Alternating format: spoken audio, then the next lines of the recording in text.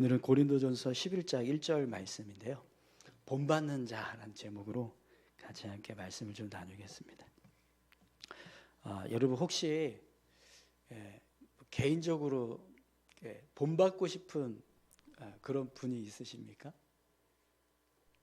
어떠세요? 나 이 사람을 좀 본받았으면 좋겠다 이렇게 생각하는 그런 사람이 있으신가요? 네, 다들 뭐 이렇게 무표정이라서 뭐 있는지 없는지 잘 모르겠는데, 네, 저는 학부 때요 수업 시간에 한 교수님이 이제 자기 소개를 해봐라 이렇게 학생들한테 이야기를 했었는데, 그때 제가 저를 이렇게 소개를 했었어요. 아브라함의 순종과 다윗의 용기와 바울의 헌신을 본받고 싶은 이경조입니다. 네, 이렇게 이제 저를 소개했던 기억이 납니다. 제가 그렇게 저를 소개했던 이유가 그냥 뭐 이렇게 멋있어 보이려고 그런 게 아니라 정말 그런 마음이 있었어요. 아브라함처럼 아브라함이 하나님께 이삭을 바치라고 했을 때 온전히 순종했던 그 모습, 또 다윗이 골리앗 앞에 섰을 때 담대하게 용기를 내서 나아갔던 그런 모습, 또 바울이 사역을 감당할 때 온전히 정말 헌신했던 모습, 그런 모습을 본받고 싶었거든요. 그래서 그런 사역자가 되면 좋겠다, 그런 마음을 가지고 하나님을 섬기고 또 사역을 감당하면 좋겠다, 이런 이제 마음이 있었습니다. 그래서 이제 그렇게 이제 소개를 했었는데, 그렇게 소개하니까 오 이렇게 네, 학생들이 뭐 그러더라고요. 대학교 다닐 때는요, 여러 목사님들의 설교나 또 사역의 모습을 보면서 참 모델을 삼고 본받으면 좋겠다 이렇게 생각해서 본받으려고 노력했던 그런 목사님들이 계세요. 지금도 뭐 물론 이제 그렇게 본받고 싶은 목사님들이 계신데, 그 중에 한 분이 저는 김동호 목사님이셨어요. 김동호 목사님을 보면 참 배울 점이 많습니다. 그래서 이제 김동호 목사님의 설교도 그렇고 뭐 책도 그렇고 다 이렇게 보고 듣고 하는데요. 유기성 목사님과 또 이재철 목사님도 저는 되게 좋아합니다. 그래서 그분들의 목회 사역을 보면 참 본받고 싶은 모델이다 그렇게 생각을 합니다. 그런데 제가 여러분 뭐 성경의 인물이든지 아니면 그런 목사님들이든지 이제 그분들을 이제 본받고 싶어 할 때 그분들의 모습을 보면 정말 본받을 만한 모습이 있어요. 그러니까 누가 봐도 저분들은 정말 본받을 수 있는 그런 충분한 자격이 있다, 그렇게 생각할 만큼 이제 본받을 수 있는 그런 좋은 모습들이 있습니다. 물론 이제 제가 목사님들 개인적으로는 모르니까 그분들이 개인적으로는 어떨지는 모르겠지만, 그래도 그분들이 하나님 앞에서 살았던 모습이나 또 교회 앞에서 사역을 했던 모습이나 사람들 앞에서 살았던 삶의 모습들을 보면 충분히 본받을 수 있는 모델이다 이렇게 생각할 만합니다. 그런데 제가 사실 대학교 때 정말 가장 본받고 싶었던 목사가 한 명 있었어요. 그분의 그 목사님의 목사님이라고 하긴 좀 그런데 책도 다 읽고 설교도 정말 다 들었었어요. 그게 누구냐면 삼일교회 전병호 목사예요. 제가 학부 때만 해도 이 전병호 목사는요, 한국 교회가 가장 주목하는 그런 목회자였어요. 그래서 책이고 설교고 뭐 그냥 완전히 이렇게 정말 독파할 정도로 그렇게 이제 듣고 보고 했었거든요. 근데 군대 갔다 오고 나서 복학했는데 얼마 안 있다가 이 삼일교회 문제가 터졌어요. 이 전병호 목사가 교회 성도하고 성추문이하고 성폭행했다, 뭐 이런 이제 사건이 터졌어요. 그래서 그 사건 때문에 정말 이제 실망을 하고, 지금은 뭐 전병호 목사하면 거들떠도 안 보는데, 지금 뭐 홍대 새일교회인가 뭐 그래서 막 목회 잘하고 있더라고요. 좀 아쉽지만 너무 좋아했어요. 너무 존경하고 너무 좋아하고 그런 목사님이셨는데, 그런 일이 터지고 나니까요, 한순간에 그냥 본받고 싶은 마음이 싹 사라지더라고요. 근데 여러분, 우리가 교회 다닐 때 그런 이야기 하잖아요. 교회는 하나님 보고 다녀야지 사람 보고 다니는 거 아니라고. 하나님 의지하고 예수님 본받고 그렇게 가야지 사람 본받으려고 하면 안 된다, 이런 이야기를 합니다. 그래서 그런지 모르겠지만 오늘 우리가 읽었던 이 본문의 말씀을 볼 때 바울이 이렇게 이야기를 해요. 내가 그리스도를 본받는 자 된 것 같이 너희는 나를 본받는 자가 되라. 이 말씀을 보면 한편으로 이런 생각이 들어요. 야, 이거 좀 교만한 거 아닌가? 너무 지나친 자신감 아니야? 이런 생각이 들기도 합니다. 왜 그러냐면 아무리 바울이라도 하나님 앞에서 훌륭하게 삶을 살았던 모습이 있다 할지라도 인간이니까, 인간은 어떻게 자기 자신을 본받으라고 말할 수 있겠습니까? 그래서 그런 생각이 들기도 합니다. 그런데 여러분, 오늘 우리가 이 본문의 말씀을 읽을 때 그래도 그래, 우리가 바울을 본받아야지, 바울을 본받는 자 되자, 이런 생각을 합니다. 그렇죠? 여러분 어떠세요? 내가 그리스도를 본받은 자 된 것 같이 너희는 나를 본받는 자가 되라. 이 말씀을 우리가 볼 때 여러분 정말 바울을 본받아야지라는 마음이 생기십니까? 네, 생깁니다. 그죠? 생겨요. 왜 그럴까요? 오늘 본문을 잘 보시면 바울이요, 단순히 그냥 자기 자신의 모습을 본받으라고 말하고 있지 않아요. 그리스도를 본받아 살았던 바울의 모습을 본받아라, 이렇게 말하고 있습니다. 내가 그리스도를 본받는 자 된 것 같이 너희는 나를 본받는 자가 되라. 이 말씀 안에는 그냥 바울이라고 하는 사람에 대해서 본받으라고 말하는 게 아니라 그리스도를 본받아서 살았던 바울의 삶, 그리고 그가 가지고 있는 그리스도를 향한 믿음, 그걸 본받으라고 지금 말씀하고 있는 겁니다. 여러분, 우리가 바울이라고 하는 한 인간을 본받는 건 할 수 없어요. 그죠? 그러나 바울이 가지고 있는 믿음의 모습, 그리스도를 위해서 살았던 그런 삶의 모습, 또 그가 가지고 있는 그리스도를 향한 믿음, 그 믿음은 얼마든지 본받을 수 있습니다. 그래서 바울이 내가 그리스도를 본받은 자 된 것 같이 너희는 나를 본받는 자가 되라, 이렇게 말할 때 우리는요, 그가 그리스도를 본받아서 살았던 삶의 모습이 어떤 모습이고 또 그가 가지고 있는 믿음의 모습, 예수님을 향한 믿음의 모습이 어떤 모습인가, 그 모습을 내가 본받아야지, 이렇게 생각하게 되는 겁니다. 오늘 이 말씀을 가지고 정말 우리가 그렇게 바울이 그리스도를 위해서 살았던 삶의 모습에 대해서 본받기를 원합니다.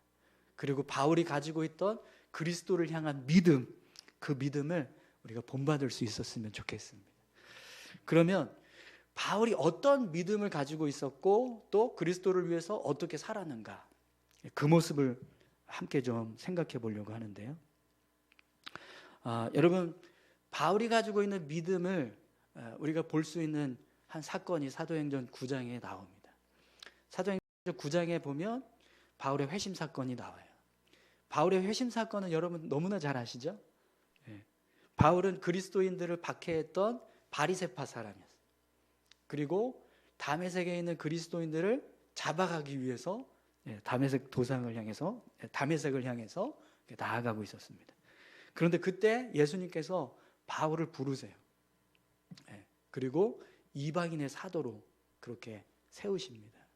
근데 그때 사도 바울은요, 자신이 그렇게 예수 믿는 사람들을 핍박하고 죽이려 했던 그런 모습이 있는데도 불구하고 예수님께서 자신을 용서하고 또 이방인의 사도로 세우신 그 은혜 때문에 그때 이후부터 정말 예수님을 위한 삶을 살기 시작해요.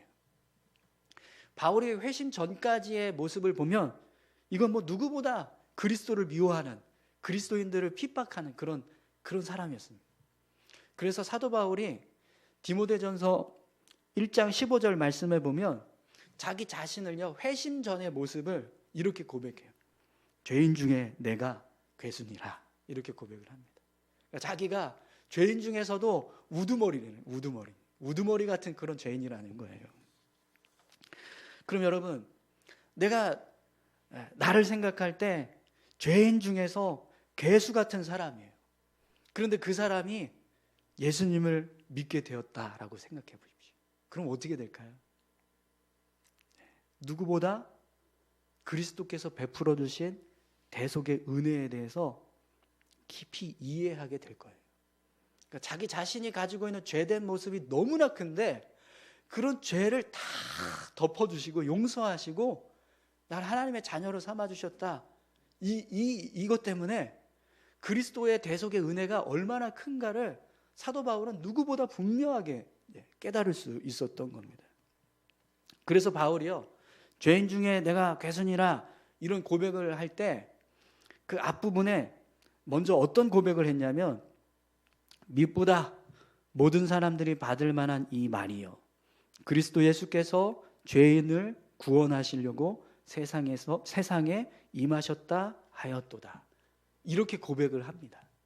그러면서 죄인 중에 내가 괴순이라 이런 고백을 하고 있거든요.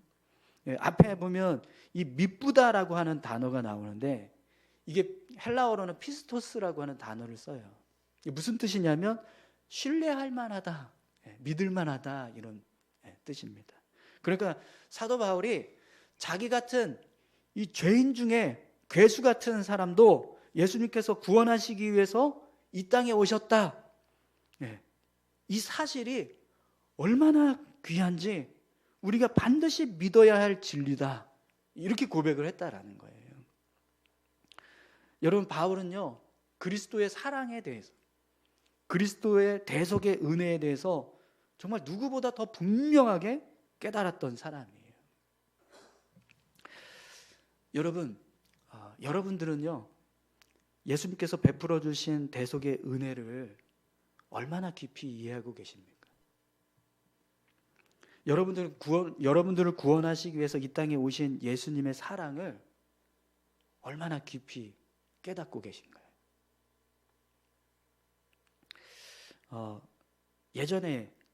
예전에는 십자가만 묵상해도 눈물을 흘렸었고, 예수님의 십자가만 찬양해도 정말 간절하게 눈물을 흘리면서 기도했던 그런 성도들의 모습이 있었어요. 근데 여러분 어떠세요? 십자가를 묵상할 때 그런 가슴에 찡함이 있으십니까? 감동이 있으신가요? 어떠세요? 여러분, 오늘 우리가 바울이 내가 죄인 중에 괴수임에도 불구하고 예수님께서 나를 위해서 대속의 은혜를 베풀어 주셨고 또 나의 모든 죄를 사하셔서 자녀 삼아 주신 은혜가 얼마나 귀한가, 그 은혜야말로 우리가 진실하게 믿어야 할 진리다, 이렇게 고백했던 것처럼 오늘 저와 여러분들도 동일한 믿음의 고백을 가지고 삶을 살아가실 수 있기를 소망합니다. 오늘 우리가 예수님의 사랑을 깊이 이해하면서 삶을 살수록 우리는요, 그 은혜와 사랑에 대해서 더 감사하면서 살 겁니다. 오늘 저와 여러분들이 그런 모습으로 살아가실 수 있기를 소망합니다. 이게 바울이 가지고 있던 믿음의 모습이었습니다. 그러면 그 믿음을 가지고 바울이 어떻게 삶을 살았는가, 그 모습을 한번 또 보겠습니다. 여러분, 다메섹 도상에서 바울이 예수님을 만나고 난 이후부터 정말 열심히 예수님을 전하는 삶을 살았어요. 특히 바울이 이제 바나바에 의해서 안디옥으로 초청을 받고 거기서부터 이제 본격적으로 사역을 시작하게 되는데, 안디옥에서 파송을 받아서 소아시아 지역, 그리고 마게도냐, 이달리아, 로마까지 이방인들을 위한 복음을 전하는 사역을 시작하게 됩니다. 그 모습을 통해서 결국 바울은요, 예수님께서 이방인의 사도로 부르셨던 그 사명을 온전히 이제 감당하게 돼요. 여러분, 우리가 사도행전 말씀을 통해서 사도 바울이 어떻게 이방인의 사도로 삶을 살았는가, 그걸 아주 자세하게 살펴봤습니다. 근데 여러분, 사도 바울이 사역을 감당할 때 어떤 모습으로 사역했죠? 정말 많은 고난과 어려움이 있었어요. 그죠? 오죽했으면 바울이 자기가 걸어온 길을 이렇게 쭉 설명하는데 얼마나 많은 고난을 당했는지 이제 그 모습을 고린도후서 11장에 자세하게 기록하고 있습니다. 여러분 한번 찾아보시겠어요? 고린도후서 11장 23절에서 30절까지 말씀입니다.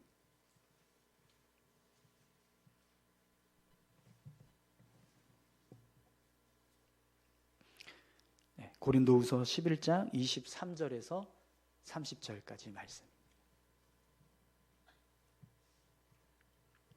우리 한번 같이 읽어볼까요?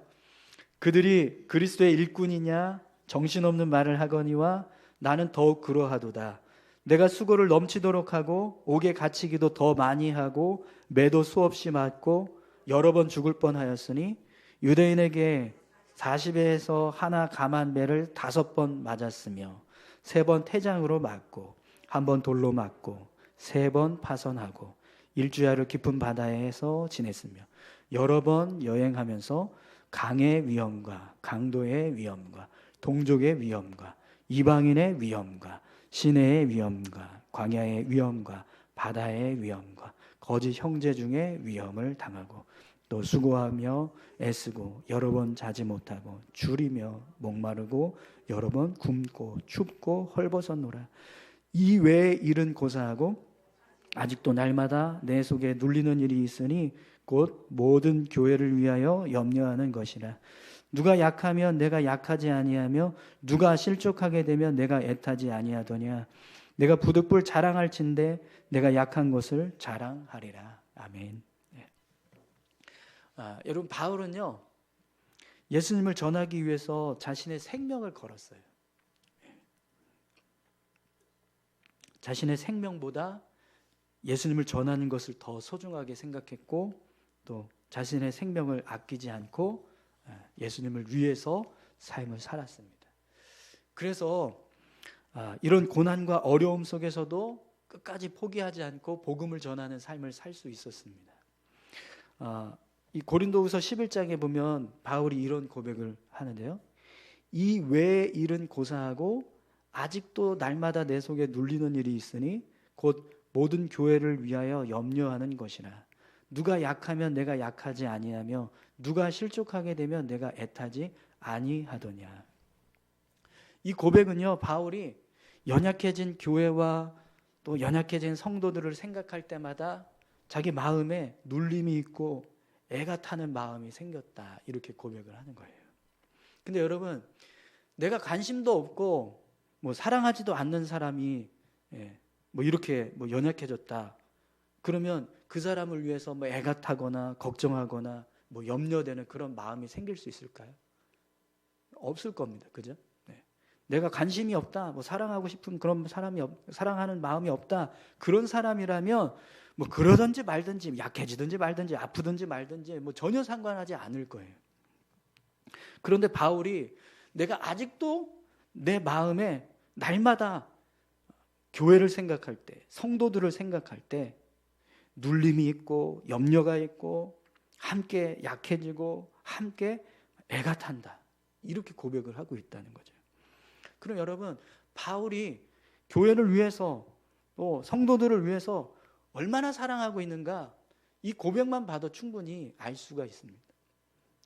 분명히 바울은요 교회와 성도들을 자기 자신처럼 아끼고 사랑하는 그런 마음이 있었어요. 그럼 여러분 바울이 어떻게 해서 이런 모습으로 주님을 위해서 복음을 전하고 또 교회와 성도들을 아끼면서 그렇게 사역을 감당할 수 있었을까요? 이유가 뭘까요? 이렇게 사역을 감당했던 이유요. 물론 이제 앞에서 어떤 믿음을 가지고 있었는지 우리가 봤지만 사도 바울이요 왜 이렇게 사역을 했는가 그 이유를 갈라디아서 2장 20절에서 이렇게 고백합니다. 내가 그리스도와 함께 십자가에 못 박혔나니 그런즉 이제는 내가 사는 것이 아니요 오직 내 안에 그리스도께서 사시는 것이라. 이제 내가 육체 가운데 사는 것은 나를 사랑하사 나를 위하여 자기 자신을 버리신 하나님의 아들을 믿는 믿음 안에서 사는 것이라. 아멘. 사도 바울은 예수님의 십자가에 자기도 함께 달렸다 이렇게 고백합니다. 자기가 함께 죽었다는 거예요.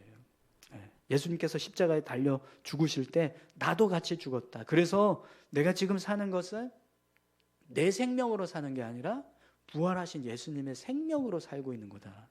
이렇게 고백을 합니다.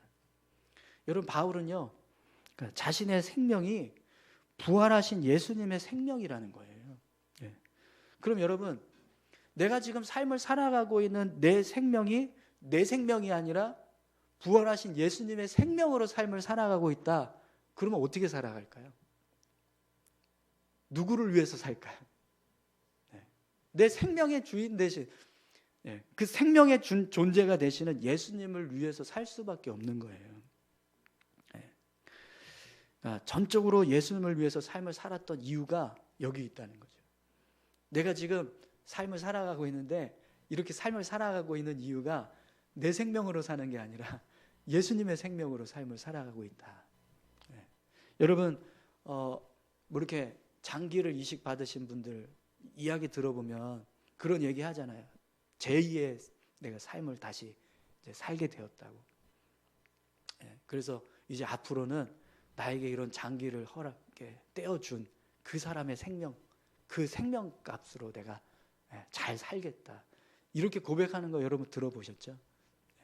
그러니까 사도 바울도 그런 마음이었다는 거예요. 그래서 사도 바울이요, 로마서 14장 8절에 이렇게 고백하고 있습니다. 우리가 살아도 주를 위하여서 살고 죽어도 주를 위하여서 죽나니 그러면 사나 죽으나 우리가 주의 것이로다. 아멘.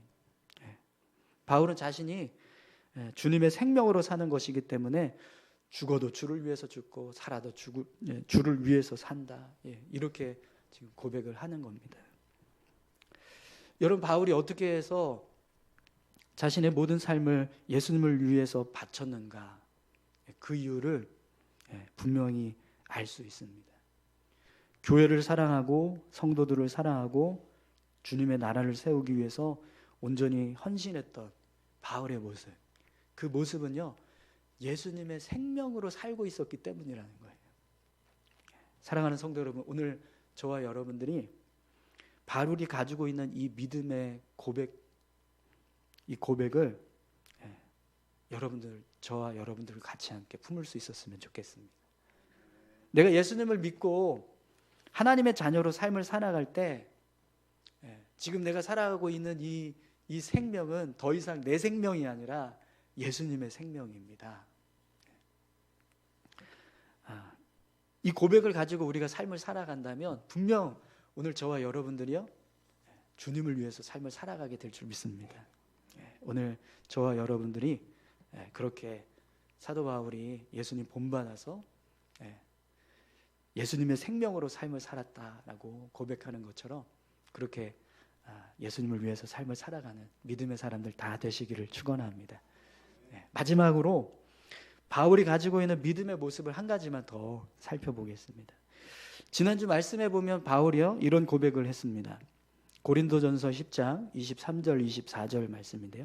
모든 것이 가하나 모든 것이 유익한 것은 아니요 모든 것이 가하나 모든 것이 덕을 세우는 것은 아니니 누구든지 자기의 유익을 구하지 말고 남의 유익을 구하라. 아멘. 사도 바울이 사역하는 모습을 보면은요, 늘 자기 유익보다 다른 사람의 유익을 먼저 생각하면서 그렇게 살았어요. 그래서 고린도전서 9장 19절에서 23절 말씀에 보면 바울이 그런 모습으로 삶을 살았다라는 것을 고백하고 있습니다. 우리 앞에서 한번 본 적이 있지만 다시 한번 좀 보도록 하겠습니다. 고린도전서 9장 19절에서 23절까지 말씀입니다. 우리 같이 한번 읽어보실까요? 내가 모든 사람에게서 자유로우나 스스로 모든 사람에게 종이 된 것은 더 많은 사람을 얻고자 함이라.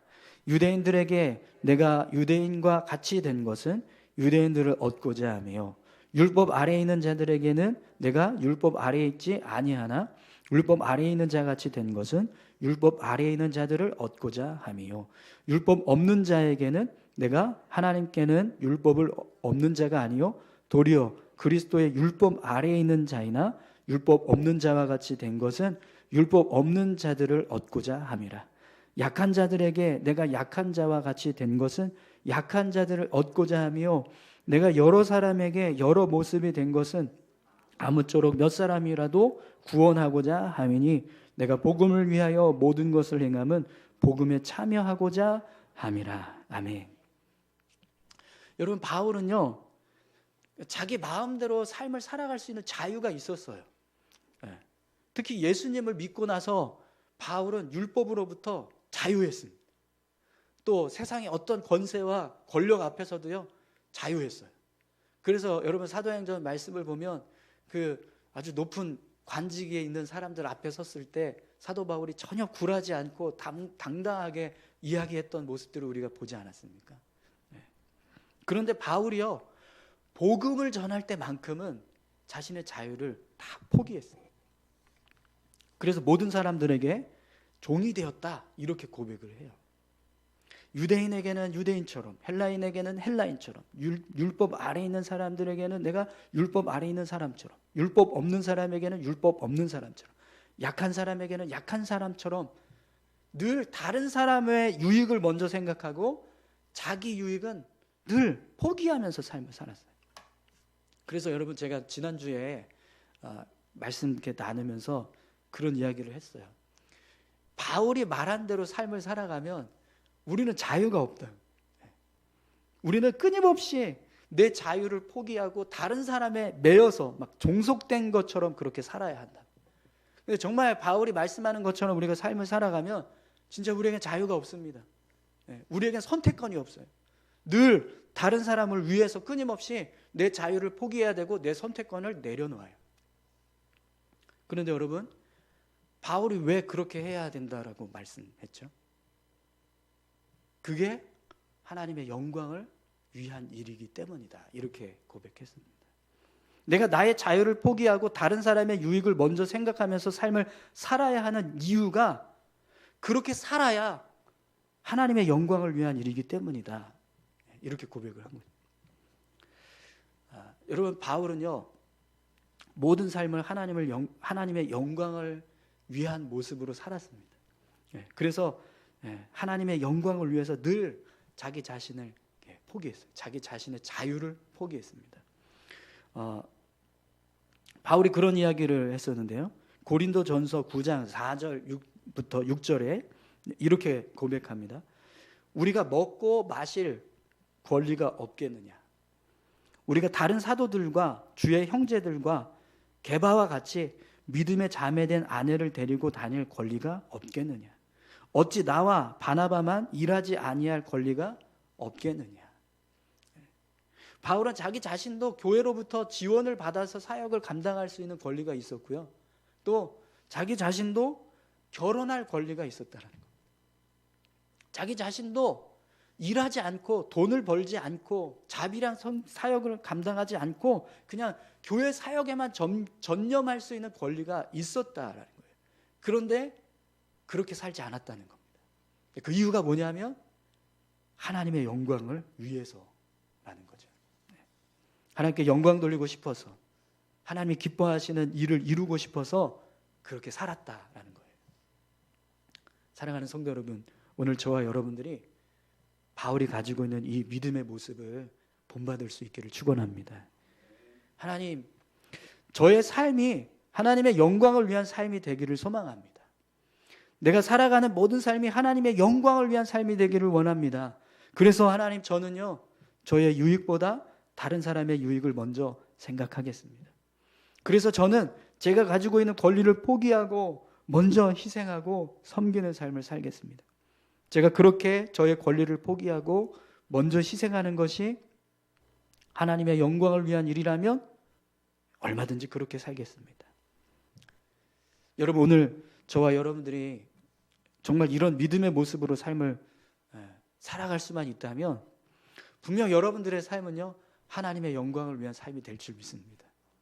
오늘 저와 여러분들이요 이런 바울의 모습을 본받아서 그렇게 삶을 살아가실 수 있기를 축원합니다. 그런데 여러분, 지금 사도 바울이 보여주고 있는 이 믿음의 모습은 사실 예수님께서 먼저 보여주신 모습입니다. 고린도전서 마태복음 26장 39절 말씀인데요. 조금 나아가서 얼굴을 땅에 대시고 엎드려 기도하여 이르시되 내 아버지여 만일 할만하시거든 이 잔을 내게서 지나가게 하옵소서. 그러나 나의 원대로 마시옵고 아버지의 원대로 하옵소서. 십자가 앞에 서셨던 예수님이요, 이 잔을 좀 지나가게 해달라고 기도를 하셨습니다. 그런데 결국에는 그 기도의 결론이 어떻게 나죠? 아버지의 원대로. 왜 그러냐면 그것이 아버지의 영광을 위한 일이기 때문에. 여러분, 예수님은요 분명히 자신의 모든 권리, 하늘 권세, 하나님의 아들 된 권세, 하늘 보좌, 자신의 생명까지 아버지를 위해서 포기했습니다. 아버지의 영광을 위해서. 네, 여러분, 그 모습을 사도 바울이 분명 본받았을 겁니다. 예수님께서 그렇게 자기 생명을 내어주셨던 그 모습, 사도 바울도 본받아서 그렇게 자기 삶을 내어드리면서 살았던 거죠. 그 모습처럼 여러분, 오늘 저와 여러분들도 그저 사도 바울만 본받는 자가 아니라 우리 신앙의 근본은 예수 그리스도, 우리가 그 예수 그리스도를 본받아서 삶을 살아간다면 분명 저와 여러분들도 오늘 사도 바울과 같은 모습으로 삶을 살아가게 될 줄 믿습니다. 우리 같이 함께 기도하실까요?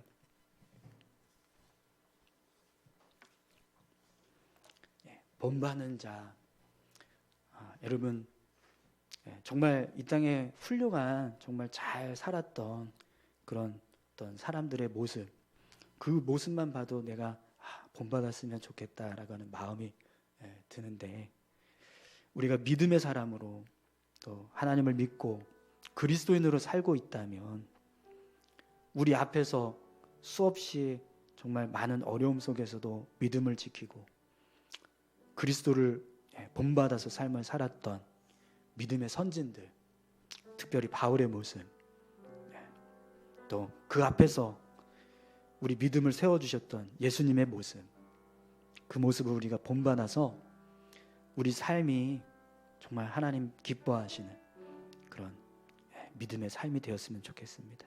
오늘 우리의 삶이 예수님을 본받고 바울을 본받는 자 되게 해달라고 우리 다 같이 함께 기도하시겠습니다. 하나님 아버지, 감사합니다. 하나님, 우리의 마음을 여시고 우리의 심령을 열어주십시오.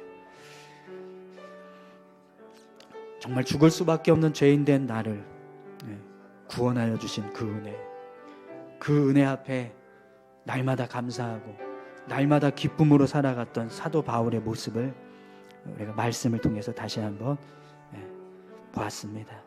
오늘 우리에게도 그런 믿음의 고백이 있게 주님 도와주십시오. 주님, 정말 죽을 수밖에 없는, 지옥에 떨어질 수밖에 없는 죄인된 나를 건져주시고 주님의 자녀 삼아주신 것 감사합니다. 그 은혜 앞에 날마다 감사하고 기쁨으로 주를 위해 헌신하며 살아갈 수 있는 믿음의 삶 되게 도와주십시오. 사도 바울은 자신의 생명이 아니라 예수님의 생명으로 살고 있다고 고백했습니다.